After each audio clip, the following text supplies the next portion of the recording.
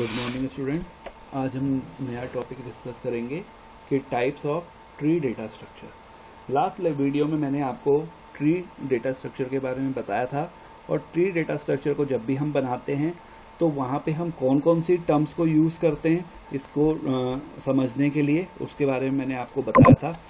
आज मैं आपको बताऊंगा कि हमारे पास कौन कौन से टाइप्स की ट्री अवेलेबल हैं। तो नॉर्मली सबसे पहले हम बात करते हैं जनरल ट्री से। तो जनरल ट्री किस तरह के ट्री के डेटा स्ट्रक्चर को कहते हैं, जहाँ पे क्या हो कि किसी भी पर्टिकुलर नोड से नंबर ऑफ जो चिल्ड्रन हैं वो इनफाइनाइट टाइप्स के चिल्ड्रन हमारे अगर अटैच हो सकते हैं, तो इस तरह के स्ट्रक्चर को हम क्या कहते हैं, जनरल ट्री। तो a tree is called a general tree when there is no constraint imposed on the hierarchy of the tree. In general tree, each node can have infinite number of children. ठीक है, तो मतलब क्या है, जैसे यहाँ पे नोड ए है तो ए के कितने चिल्ड्रन है, बी, सी और डी। फिर बी के फर्दर कितने, 2, ई और एफ। और सी के कितने, 1, जी। और जी के कितने, 2, जे एंड के। और फर्दर डी के कितने, 2, एच और आई। और एच, आई, के, जे, एफ और ई, इन सब के क्या है, इन सारे के 0 नोड है। तो ये क्या होगा, ये दे ऑल आर लीफ। ठीक है, और ये एजेस हो गई, ये रूट हो गया और ये हो गए सब ट्री। क्योंकि ये सब ट्री क्यों है, क्योंकि बी अपने आप में एक ट्री हो सकता है क्योंकि ये रूट है और ये इसके लीफ है। ठीक है, फर्दर सी, ई, जे, के, ये भी सब ट्री हो सकता है क्योंकि सी रूट हो गया, उसका एक चिल्ड्रन जी और फिर जी भी, जी, जे और के ये फर्दर सब ट्री हो सकते हैं। ठीक है, तो इस तरह के स्ट्रक्चर को हम क्या कहते हैं, जनरल ट्री, जिसमें नंबर ऑफ जो चिल्ड्रन है उस वो इनफाइनाइट टाइप्स के हो सकते हैं, मतलब कितने भी हो सकते हैं जिनको हम काउंट नहीं कर सकते। काउंट मतलब काउंटलेस है, मतलब आप 1 जोड़ो, 2 जोड़ो, 4 जोड़ो, 10 जोड़ो, 20 जोड़ो, जितने आपकी इच्छा है।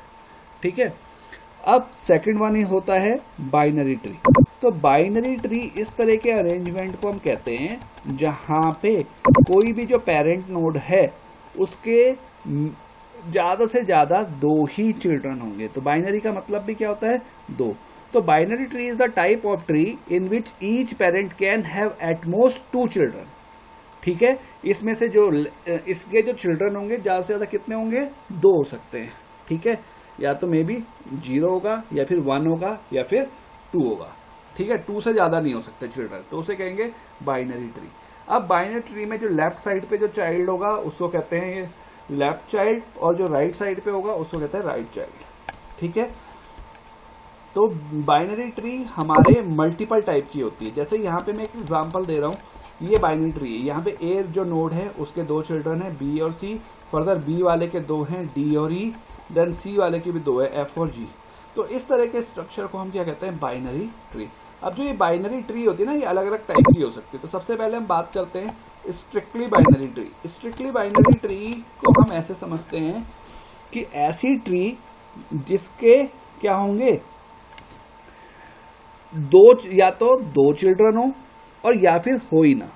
तो इस तरह के स्ट्रक्चर को हम क्या कहेंगे, स्ट्रिक्टली बाइनरी ट्री। मतलब क्या है, कोई भी नोड है तो उसके या तो 0 चिल्ड्रन हो, 0 चाइल्ड हो, या फिर अगर चाइल्ड हो तो 2 हो, मतलब 0 हो या फिर 2 हो, ना तो 1 हो ना 2 से ज्यादा हो।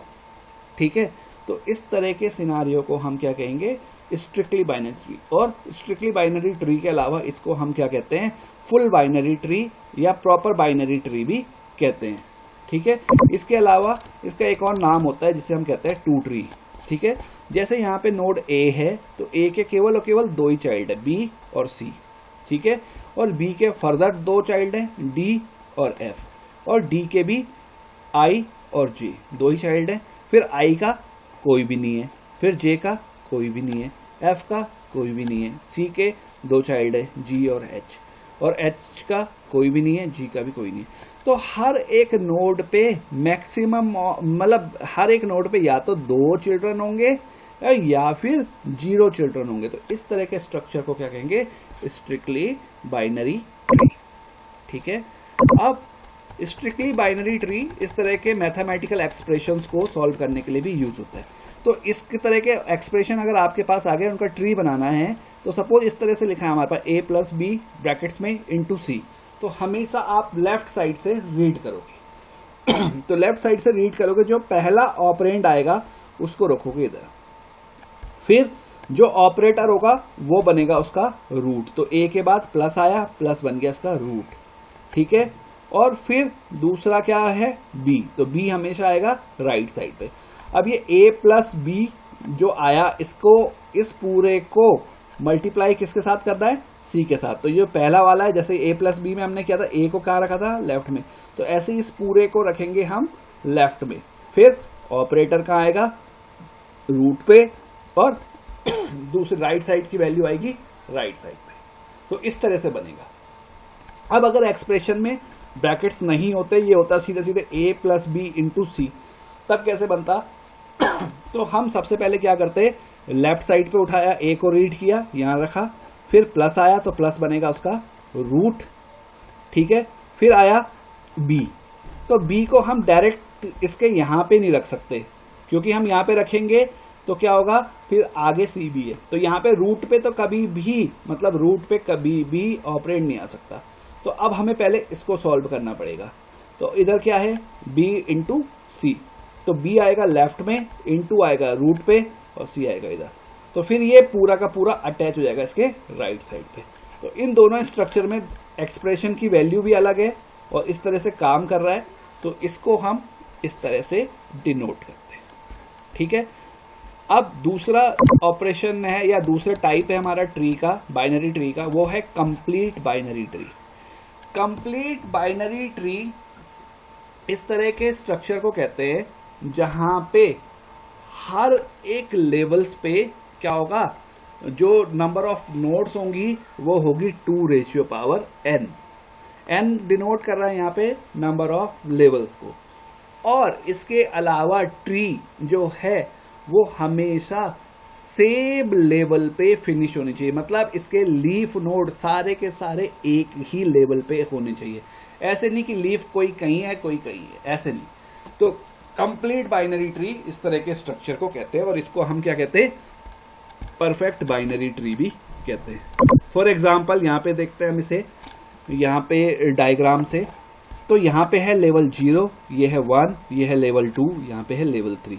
तो जो सबसे नीचे की वैल्यूज होती है, जिसके आगे कोई और नोड अटैच नहीं होती, जिसका कोई चाइल्ड नहीं होता, उसी को हम क्या कहते हैं, leaf. They all are leaf, इनके आगे कुछ नहीं है, ठीक है। तो अब ये ए आया, तो ए के कितने चिल्ड्रन हुए, 2, ठीक है। तो यहां पे लेवल क्या था, 0, तो 2⁻0 दैट इज 1, तो कितनी वैल्यू आई, 1 ही है। अब लेवल 1 पे आए तो कितनी वैल्यू आएंगे, 2⁻1 दैट इज 2, तो बी और सी आ गए।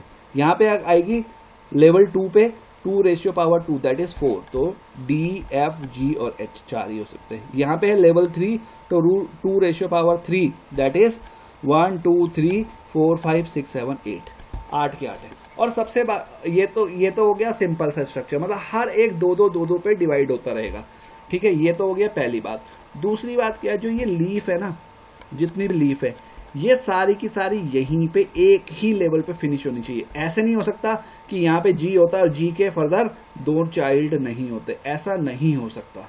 हमेशा सारे लीफ नोड एक ही लेवल पे खत्म होंगे, तो इसे कहेंगे कंप्लीट बाइनरी ट्री और परफेक्ट बाइनरी ट्री, ठीक है।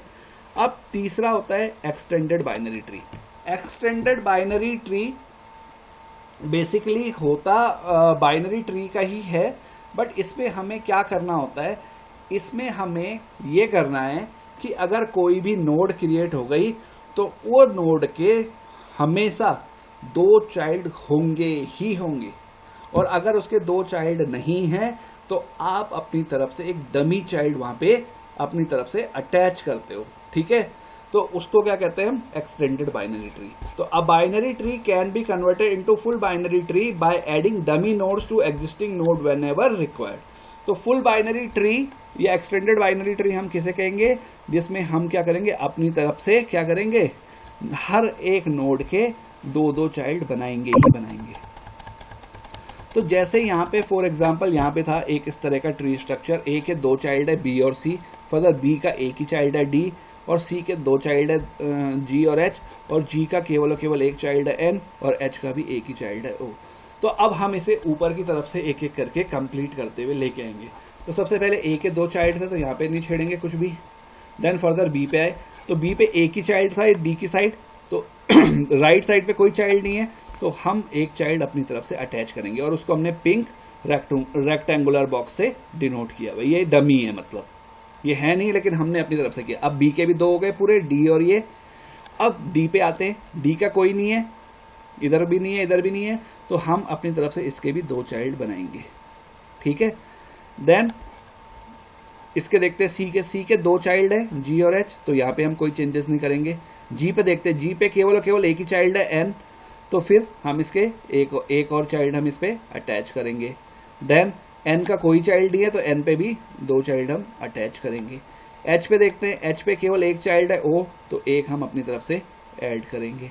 फिर ओ पे देखते हैं कोई चाइल्ड नहीं है तो ओ पे भी 2 हम अपनी तरफ से अटैच करेंगे। तो यहाँ पे जो पिंक कलर से दिख रहे हैं हमें, तो वो है हमारे डमी नोड। तो यहाँ पे इसी तरह से क्या होगा, फुल बाइनरी ट्री पे हमें क्या करना पड़ेगा, अपनी तरफ से डमी नोड को अटैच करना पड़ेगा जिससे ये कंप्लीट हो जाए। ठीक है, अब है अगला जो ट्री है वो है बाइनरी सर्च ट्री।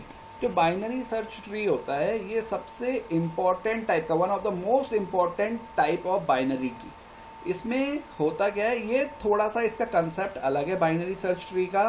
इसमें हम क्या करते हैं कि हमेशा रूट के लेफ्ट साइड में उससे छोटी वैल्यू और रूट के राइट साइड में हमेशा उससे बड़ी वैल्यू को रखते हैं, और इस तरह से जो हमारे ट्री बनती है उसको हम क्या कहते हैं, बाइनरी सर्च ट्री। ठीक है, ये सबसे ज्यादा मोस्ट कॉमनली यूज्ड होती है, सबसे ज्यादा पॉपुलर है और सबसे ज्यादा इंपॉर्टेंट है एग्जाम के पॉइंट ऑफ व्यू से भी और कॉम्पिटिटिव एग्जाम के पॉइंट ऑफ व्यू से भी। फॉर एग्जाम्पल यहाँ पे हमारे पास सबसे पहले नोड थी 8 आई, तो 8 के हमेशा लेफ्ट में 8 से छोटा नंबर ही रहेगा। इधर की साइड पे जितनी भी बड़ी ट्री आप बना लो, इधर कोई भी, वो उसमें कोई भी नंबर ऐसा नहीं हो सकता जो 8 के इक्वल आ जाए या उससे क्या हो, बड़ा हो। ठीक है, और राइट साइड पे हमेशा 8 से बड़े नंबर ही आएंगे।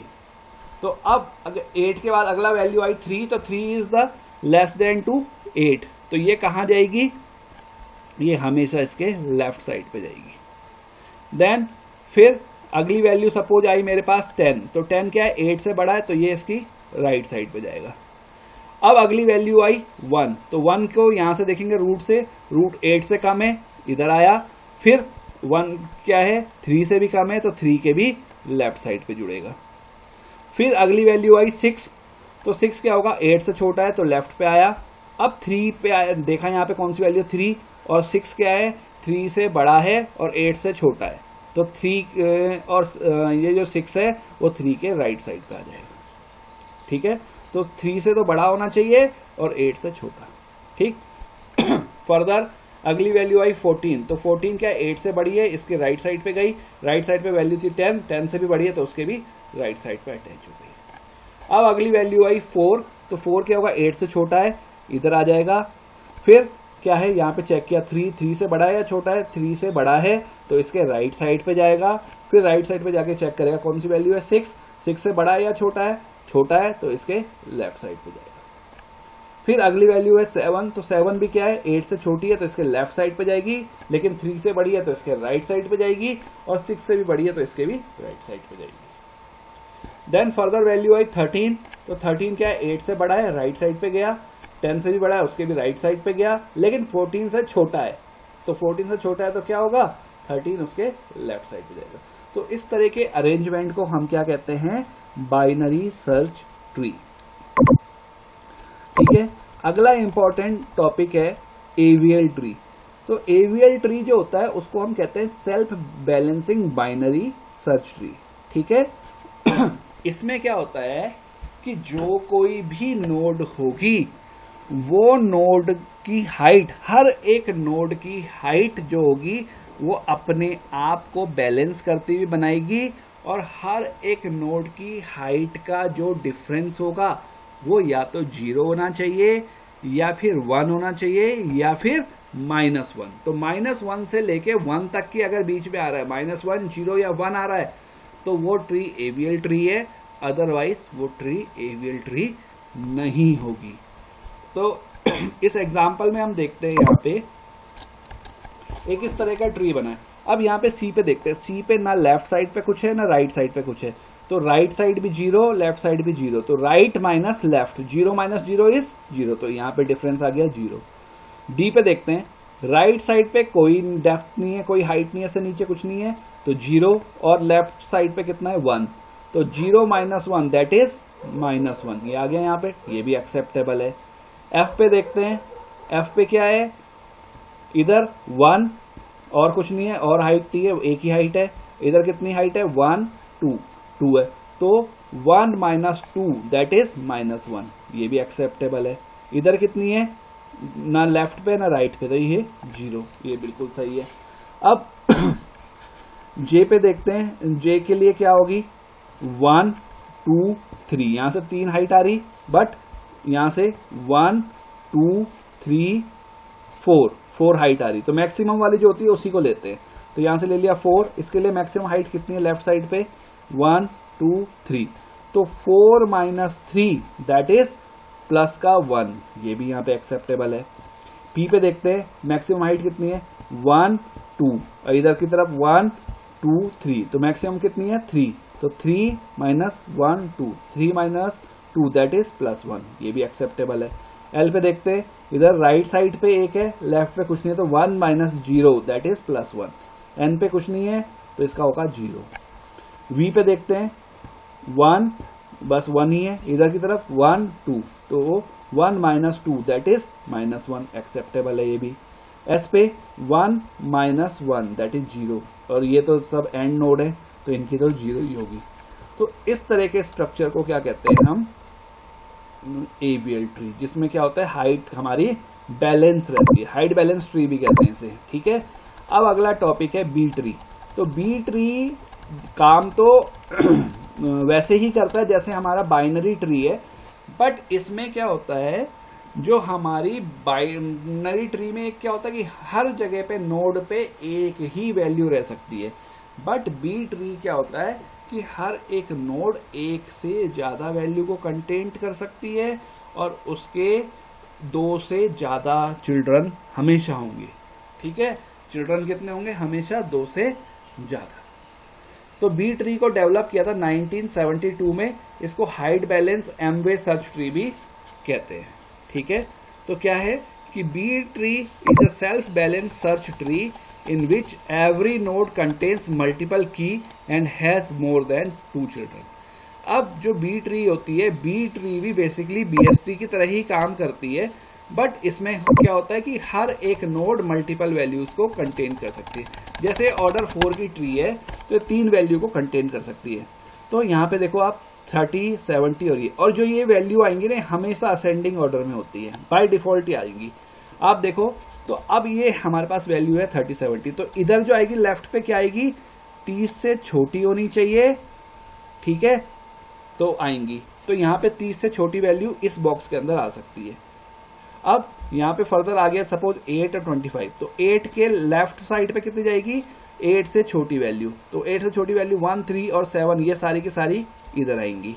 और मिडिल में कौन सी आएगी, जो 8 से बड़ी हो लेकिन 25 से लेस देन हो, तो ये 15, 21 और 23 ये सारी 8 से बड़ी है लेकिन 25 से छोटी है, तो ये सारी यहाँ पे आएंगी।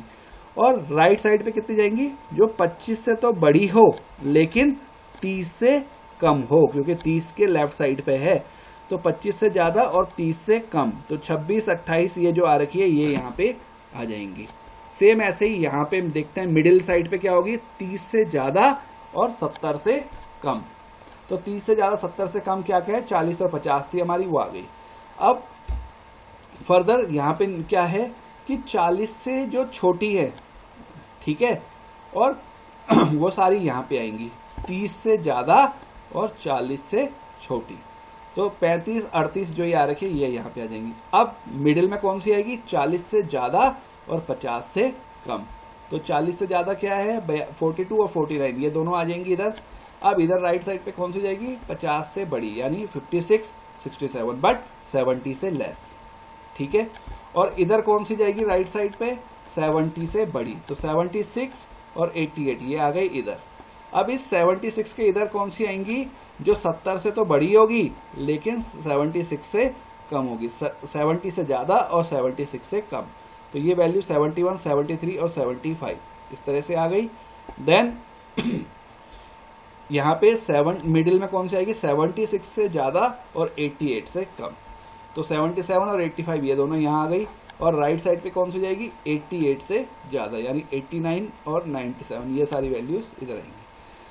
तो इस तरह के स्ट्रक्चर को हम क्या कहते हैं, इसे कहते हैं बी ट्री।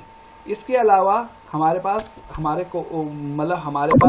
इसके अलावा भी कुछ ट्री होती है, जैसे हम कहते हैं B tree, threaded binary tree और बी प्लस ट्री, ठीक है, तो sorry B plus tree, threaded binary tree, और एक होती है रेड एंड ब्लैक ट्री। तो ये हमारे कोर्स में है नहीं, तो इसलिए हम उसको ज्यादा नहीं देखेंगे, हम फिलहाल इतनी चीजें देखेंगे। आज के लेक्चर के लिए इतनी चीजें बहुत है। धन्यवाद।